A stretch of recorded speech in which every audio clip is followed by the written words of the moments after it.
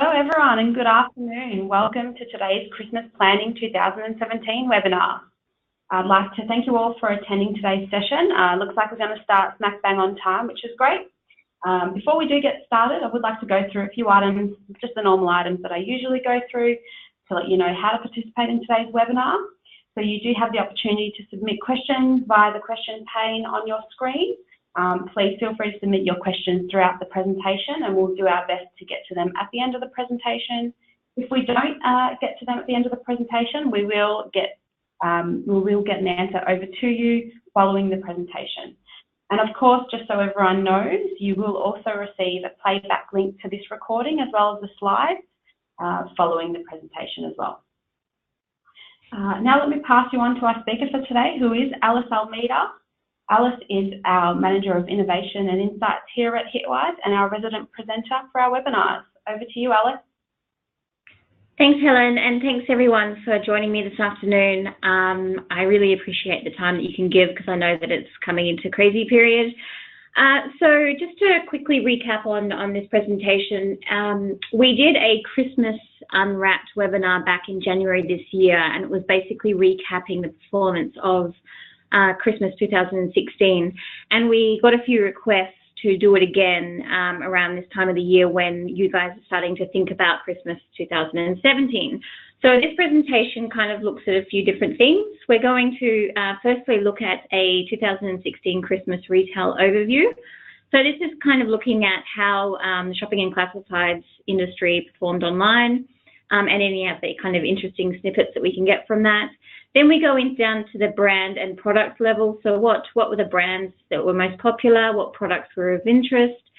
Hot sales events are growing significantly year on year. So that's a category that we wanted to look at as well, only because it happens in November. And this is where we see a lot of really organized people starting to buy their Christmas presents.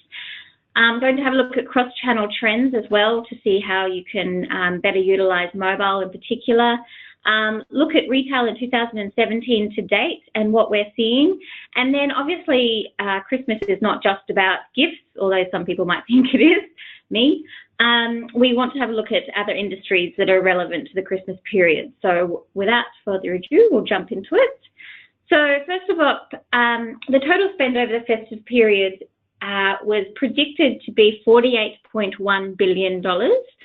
It got pretty close to that. The final numbers have not come through yet, but they are saying that there's pretty spot on to that. That was a 3% growth year on year. And in the month of December 2016, we saw 12.3 million Australians visit the shopping and classifieds industry online. So a huge audience. One thing that I am tracking very closely and which I find incredibly interesting is the fact that in-store traffic is starting to decline. So these stats here are from the guys at ShopperTrack. They track all in-store traffic and report it back in a monthly report. As you can see here, 2017 is the blue line and it falls well below 2015 and 2016. So having a look at December last year, in 2016, the in-store traffic dropped at a worryingly rate, and that's because we are starting to see quite a lot of these consumers shift to their purchasing habits online. So, yeah, if you want to know more about this, reach out to the guys at ShopperTrack because they've got some really interesting insights on this. But online, as I said, in December last year, we saw 2016 outperform 2015. So we saw more people online. I'm putting my assumption behind the fact that people don't want to go in store and fight the crowds to buy their Christmas presents anymore, so they're now going online. 2017 has had quite a good start. It was a bit slower than 2015, but it started strengthening a lot earlier on. So we'll be tracking that quite closely over the year as well. Having a look at the sub-industries within shopping and classifieds, this is just for December 2015 and 16. I wanted to have a look to see what sub-industries were changing and growing the most in the 12 months. And as you can see, a majority of them saw an increase year on year. The only two that, this is just for the month of December, the only two that didn't see an increase was classifieds and computers. Now, the only reason for that is classifieds traditionally takes a bit of a dip in December Computers is a really interesting one, and I did quite a deep analysis into why that was actually the case. And when you have a look at the products that people are buying in the hot sales events such as Click Frenzy, Cyber Monday and Black Friday, they are computer-related and technology-related items. So I believe that a lot of people are buying these products in the sales in November, hence why the traffic is dropping off in December. A couple of categories saw an increase and quite a significant increase in December. Grocery and alcohol, it's not a surprise. Health and beauty, music, books, baby products and intimate apparel all saw quite significant increases across their category. If we have a look at the total visits by day leading into Christmas and do a year-on-year comparison, I wanted to see whether or not there's been a shift in when people were actually purchasing online. And as you can see here, 2015 seemed to be a little bit of a challenge year for a couple of days, in particular Boxing Day. But when you look at 2016, there was a 55% rise in online retail visits on Boxing Day. So like I said before, I think people are not wanting to wake up at 3 a.m. and wait out in the dark for their store to open. With the in-store traffic on the decline and this on the rise, it's just starting to fit into a perfect argument here. So interestingly enough, we're seeing decreases on Christmas Eve and Christmas Day. But where we are seeing a decrease on Christmas Eve, we're actually seeing an interesting increase somewhere else, which I'll touch on shortly. So I also wanted to have a look to see whether or not there was any difference across the whole month of Christmas, to see whether or not any of the sales people were launching early on in December were having an impact. As you can see, there wasn't a huge difference throughout that period. The yellow line is 2016, so it was kind of, you know, we're seeing similar patterns here. There's nothing really that stood out except for the Boxing Day peak. Now, understanding which day of the week people are more likely to visit shopping and classified sites is vitally important. And funnily enough, it's Monday.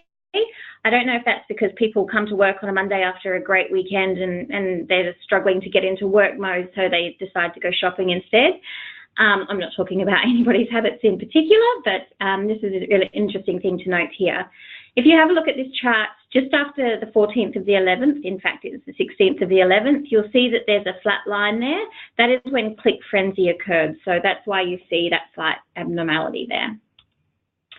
So having a look at brands and products, I wanted to have a look at the popular brands across a couple of different sub-industries for the month of December. If you look at apparel and accessories, the iconic ASOS, Surf Stitch, Cotton On and Odd Sale were the most popular there.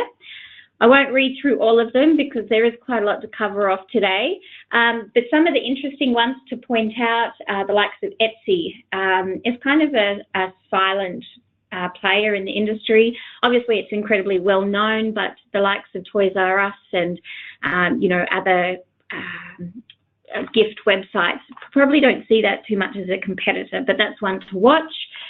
Grocery and alcohol, you know, there's no surprise there. Some of the bigger players are obviously leading. But another one to watch is health and beauty. So the likes of iHerb. So that's supplements, nutrients, vitamins, etc. Seeing really strong growth there. And also Mecca. Mecca is a brand that just continues to grow in the Australian market. So if we have a look at products in December, all of these here are not really a surprise. Some of them are very stereotypical gifts, such as, you know, the Pandora jewelry, Swarovski crystals. You've got the elf on the shelf, which is obviously a very Christmas gift. The searches for that just in December was huge. I didn't realize it was such a big thing. But then you've got some of the new technology that's come through, such as drones, GoPro, and the Fitbits. Now, they all saw significant interest in December last year. So, you know, obviously Christmas gifts have gone from being something small and personal to now being something rather large and expensive. Another area, so back when I mentioned before about there being a different kind of category that's peaking just before Christmas, in particular Christmas Day and Christmas Eve, gift vouchers. So gift vouchers is, I don't want to say it's a lazy person's Christmas gift because they're incredibly valuable. I mean, nothing is better than a Bunnings voucher at Christmas. But I wanted to kind of showcase here that a lot of these voucher buying is happening on the 24th. So they are incredibly time-poor people who haven't had time to get a gift, and so they're looking for a voucher. Analysing their search terms in the lead up to the week commencing of the 17th, a lot of the search terms that were associated with gift vouchers, template was number one, which I found really interesting. And I've asked people, why they think that's the case. And it's because for people who are a little bit financially strapped, or, it is a bit of a movement towards people not spending too much at Christmas time, people are doing gift voucher templates, getting gift voucher templates and personalising it. So it might be, I'll do the lawns for 10 times or something like that. So that's what we're seeing there. Spa treatments is also really big. EB Games was interesting. So there was quite a strong demand for gift vouchers for EB Games. And then the others there, which none were too much of a surprise. Looking closer to Christmas, the likes of the template was back there again. But it was things like Hotel, Kindle, ASOS, The Iconic. So there were things that people are more likely to be able to print out and hand over on Christmas Day. Having a look at Christmas gift searches, I wanted to have an idea of when they were actually peaking and how many people were actually seeking out Christmas gift ideas online through search. And as you can see here, it really peaks on the 11th of December. So this is where people are trying to get suggestions on what to buy for their mothers, their wives, their husbands, whomever. Having a look at the different themes within the gift searches, idea is 37%, and that is the strongest. So there's a lot of people out there who are really struggling with what to buy for their loved ones. The next one is for her, and that was at 20%. So there was quite a lot of people that were going online and having no idea what to buy for their wife, for their mum, for their sister. So they were seeking out a lot of ideas there. And then the next one is DIY. So going back to that, people are looking for a cheaper or a more affordable Christmas because for a lot of people it has got out of control. They're looking at DIY Christmas gifts, and that's a category that we're seeing grow quite quickly year on year as well. So having a look at those gift themes, I wanted to have an idea of when they're actually falling into leading up to Christmas. So this will help brands understand when to target people at particular times. So the DIY gifts are kicking in on the 20th of November. This makes complete sense because obviously a DIY will take time to actually build and put together. The next one is cooking gifts, and that's kicking in on the 27th of November. So people are obviously going online to find recipes of what they're going to do. In fact, when I made eggs for about 3 years straight, and to this day I still get asked for where the rumbles are. So a lot of people are turning to cooking gifts. Then gifts for him were the ones that was peaking at the 11th of December. So a lot of women were going online and trying to seek out gifts for him. Interestingly enough, gifts for her peaked on the 18th of December.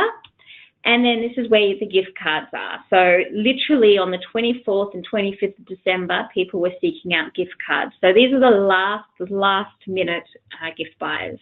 So having a look at gift shoppers, I'll just bring this up. I've categorized them in 3 different ways. So there's organized, there's normal shoppers, or what I deem as normal, and then there's a last minute. So organized are more likely to be females aged 25 to 34, and they're more likely to be young professionals or multicultural extended families.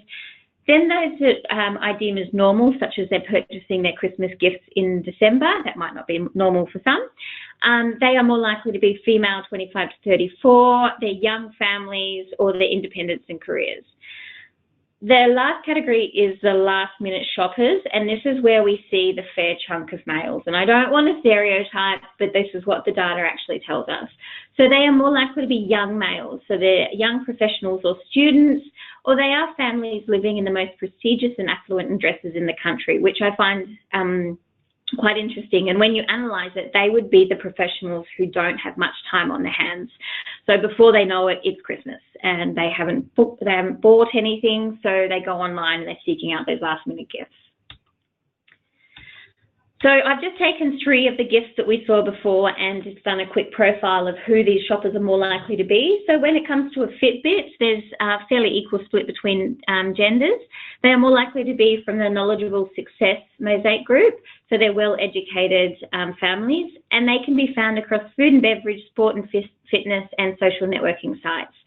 Then we've got the likes of Sunny Life. Now, Sunny Life, for those that don't know, are those big inflatable flamingos, watermelon slices. They're all the pool inflatable toys. For anyone that was on Instagram over last summer, you would have been inundated with pictures of these. So Sunny Life had significant growth last summer. So these were more likely to be female from Books and Boots, so they were the young professionals and students, and you could find them at Life Travel and Shopping and Classified. Then you've got the Bronskis, more likely to be female. They're more likely to be international, so it's multicultural extended family, and they can be found across lifestyle, social networking, and shopping and classifieds. Having a look at the hot sales events, I'll quickly bring this up. I know this chart is quite busy and a little bit overloaded, but we'll break it down. So first up is Click Frenzy. As you can see in a dark navy blue line, Click Frenzy has grown quite a bit in the last 12 months, between 2015 and 16, as have all the other hot sales sites. So these hot sales events are starting to gain quite a lot of traction in Australia. Once they've got over the hurdle of the websites actually crashing and the internet shutting down, they're now starting to get a really good momentum here. And they also have another event, which was in March, I think, Click Frenzy. So they're starting to increase the amount of events per year. But one thing to watch is these hot sales events are now being used for Christmas purchasing, and we'll go into that in a bit further down. Boxing Day sales, as I said here, 2016 saw a significant spike. You know, these kind of behaviours hasn't been seen anywhere else, so that was really interesting to see. The only other event to call out, because there was this random peak, is eBay's Green Monday on the 12th of December. Also got quite a lot of traction as well. So if we look at Click Frenzy and we have a look at the sub-industry performance across that, in this chart, we have a look at 2015 versus 2016, and then I look at the average, the daily average for November, just to give it a bit of a benchmark to see whether it performs above or below the average. So the sub-industries who saw the strongest growth year on year were ticketing, video games, sport and fitness, baby products, and toys and hobbies. Now, interestingly enough, ticketing doesn't necessarily fall within the Click Frenzy remit, but that's an interesting side note to see why that's there. If we have a look here at the sub-industries which benefit from Click Frenzy, so these are the ones that gain the more traffic because of Click Frenzy: apparel and accessories, ticketing again, baby products, rewards and directories, and sports and fitness. So apparel and accessories was one of the strongest performing sub-industries for all of these hot sales events. And if you have a look at any of the Click Frenzy Black Friday or Cyber Monday websites, a lot of them are predominantly apparel and accessories. So bringing up the top 5 products and the most searched for products for these 3 events, Click Frenzy was around PlayStation, TV, iPad, Fitbits, and Review Fashion. So it was the fashion brand. Black Friday was Apple products, PlayStation, laptop, computer, clothing, and makeup. And Cyber Monday was laptop, Xbox, Uniqlo, computers, and cosmetics. So as you can see, it's a really interesting split of technology, fashion, and cosmetics. These are items that they're not a must-have, but they're a nice-to-have, in particular the technology items. And so people are buying them in these hot sales events. And as I said before, a lot of them are doing the purchasing in November for Christmas. So if we now look at cross-channel trends, so understanding search and where it fits into the whole process is probably one of the most valuable bits of insights that you'll get, because majority or a lot of people's online behaviours start with search. When looking at shopping and classifieds, 42% of all the traffic that was driven to shopping and classifieds in December last year came from search. 34% of that was paid and 66% of that was organic. So once they go from their search engine to the shopping and classifieds area, understanding where they go beyond that is also vital, because this is where brands can learn about whether or not they are keeping the customer within their website, or they are losing them to a competitor, or they're just completely giving up and going elsewhere. So from this, 35% go to the computers and internet category. Obviously, that category is quite broad and can be broken down a lot more. 30% stay within the shopping and classifieds industry, and 18% go back to search. So there's 18% that aren't finding what they want in their first attempt, so they're going back. So this is the audience that we really need to understand more about. Why are they not staying on your website? Why are they going back to search? What are the search terms that they're using that you might not be bidding on? So that's a real key insight there. The shift to mobile for shopping and classifieds has been also one of the most strongest across all of the industries. In fact, if you have a look here, it's now a 50-50 split in December 2016 for mobile and desktop. And if you look at all industries, it's 59-41. So it's more likely than all the other industries to be a 50-50. So if you do not include mobile in your current campaigns or your future plans, then this is an area that you're going to significantly miss out on. So I strongly recommend that mobile be included. Having a look at mobile only and the sub-industries within shopping and classifieds to see, where the strongest growth has been. In apparel was one of for a significant apparel. Interestingly enough, when you break this down, it's more likely to be men, and it's more likely to be probably seeking out gifts for their partners. And this is where we're starting to see an interesting stat here, because for intimate apparel, more likely to be men on a mobile. It means that they obviously don't want to search for lingerie on a big desktop where everyone can see their screen, so they're opting for a mobile phone because it's smaller, more personal. So retail in 2017, this is a slide from earlier on. I just wanted to kind of set it up to say that, in 2017, it has started to increase a lot earlier on. There have been a lot of sales, online sales, in the last few months by retailers in Australia, so that has probably led to this increase here. If I have a look at June 2017, these are currently the top sites for shopping and classifieds. So obviously some really big players in there, such as eBay and Gumtree and Amazon. But you've got the likes of Bunnings, JB Hi-Fi, Woolworths and Kmart, which are registering quite high. But I wanted to have a look to see, of this last quarter, what sites have seen the strongest growth. So it's all good to say that these are the top 10 websites as of June, but having looked to see over Q2, it's really interesting to see that the likes of Myer, Harvey Norman and David Jones, who are very traditional retailers, they have seen the strongest increase in the last quarter. So, the likes of JB Hi-Fi, it might be in number 8 on the ranking, but it's seen an increase of just under 15%. So this is really interesting because it'll be good to see where these brands go.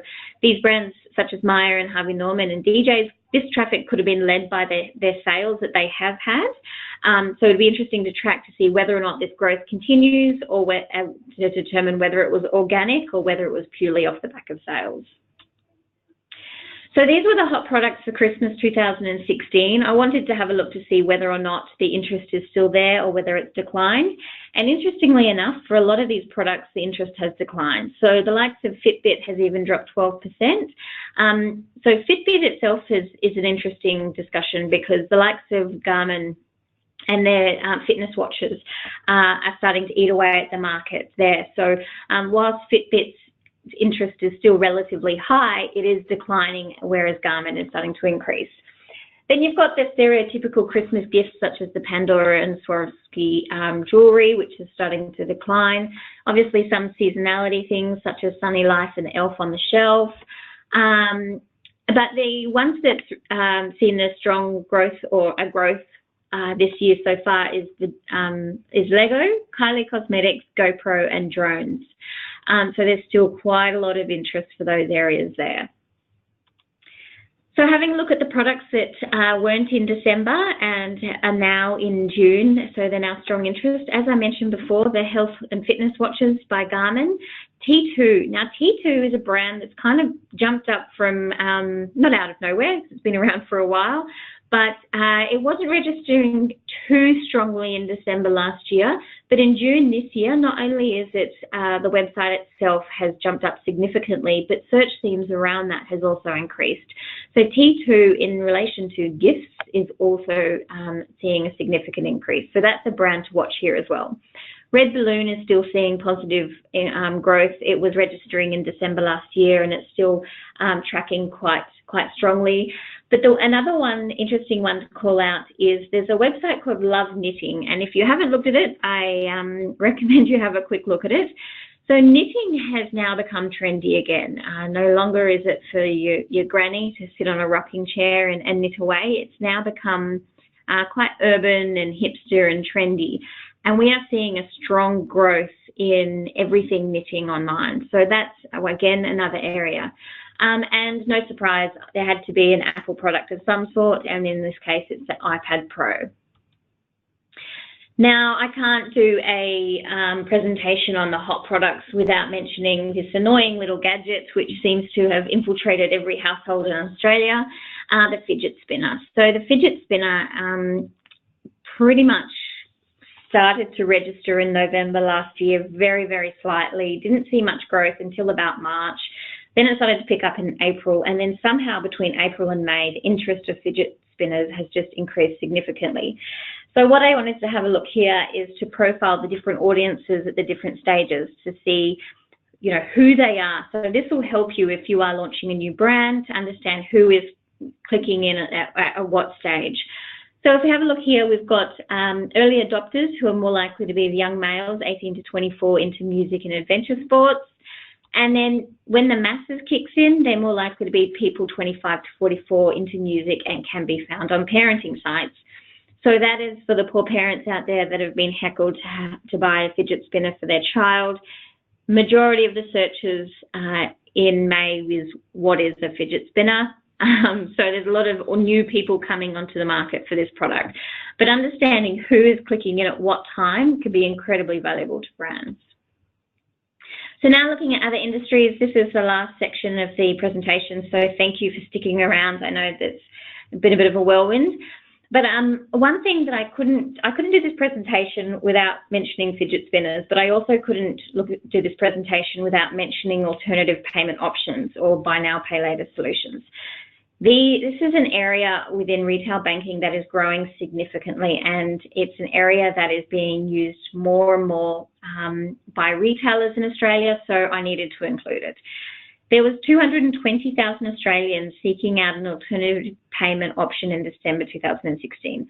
We know that Christmas can be expensive. We know that there's a lot of pressure to have the best, the newest, the greatest.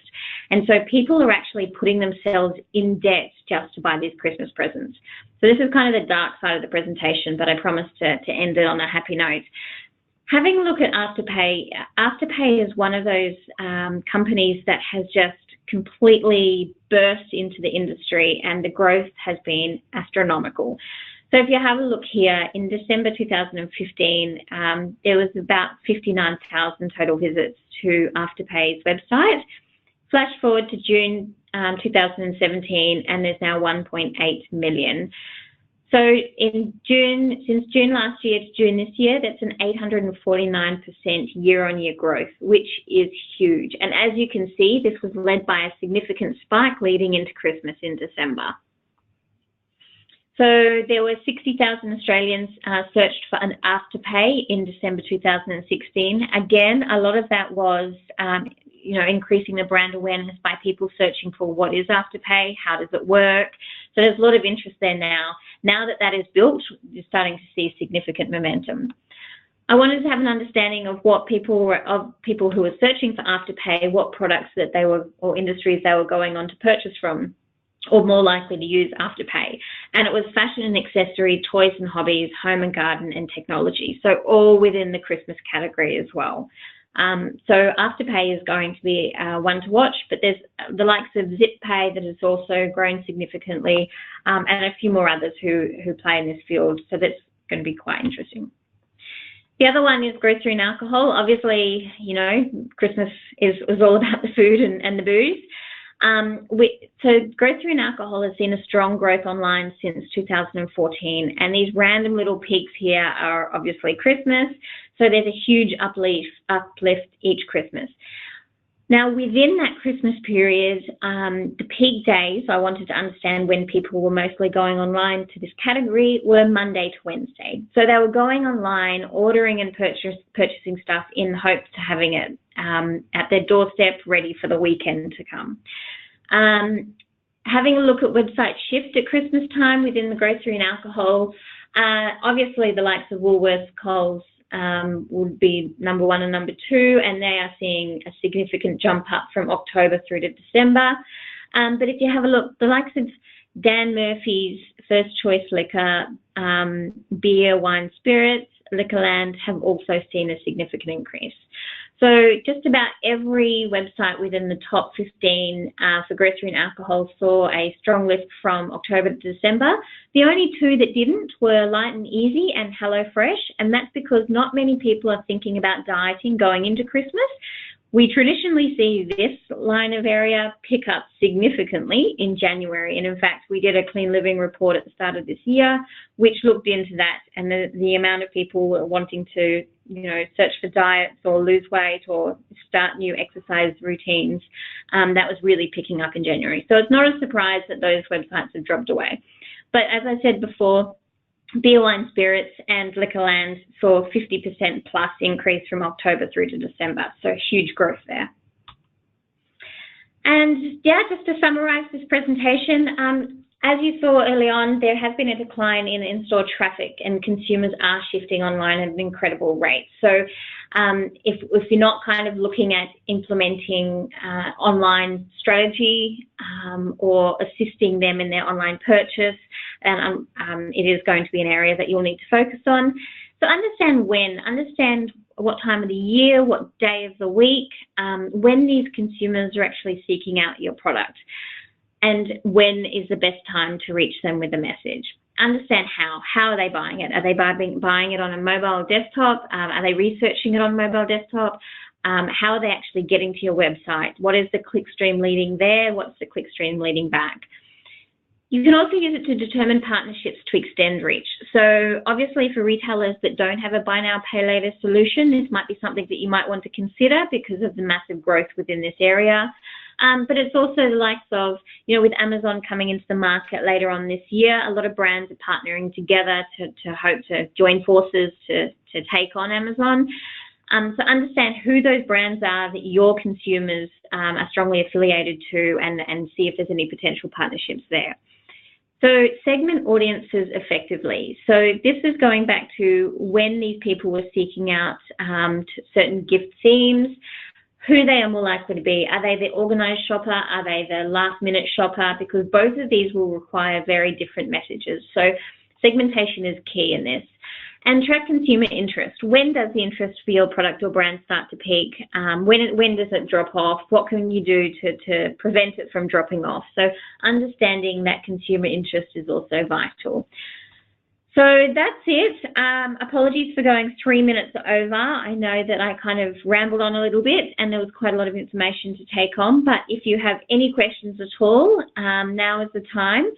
If there, for some reason, your question doesn't get answered today, we will be in touch to respond to you directly with that. So back to you, Helen. Thanks, Alice. That was great. So thanks for that presentation. We do have one question, and if there are any others, we will, like you said, address them after this. But we have a considerable amount of people still on the line, so I think I might just utilise this time to get this one question to you. The question is, have you noticed any difference in consumer spending and how people are buying products? Yeah, so I'm assuming that question came in before the Buy Now, Pay Later Solutions section, so apologies if I repeat myself. As you saw, the Buy Now, Pay Later Solutions option has increased significantly. And whilst people are looking for alternative ways to pay, they're also putting themselves in debt, and that's a challenge that is going to come up very, very quickly. So without a shameless plug, but it's coincidental, we have a retail banking report that's due out in a week or two, I think, and that actually touches on buy now, pay later solutions, credit card usage, debt solutions, and so that will help assist answer your question as well. But I'm definitely seeing a strong shift away from people who are caving to the demand of having the best of everything and the newest of everything, and putting themselves in debt to do that. So yeah, hopefully that report will provide some insight into that as well. Great, thank you. Well, thanks for that. And as a reminder to everyone, this webinar is recorded and a playback link will be sent to you following this webinar. If you do want to get in contact with us, you can so via the contact information on your screen right now. We hope you enjoyed this webinar and have a good rest of your day. Thank you.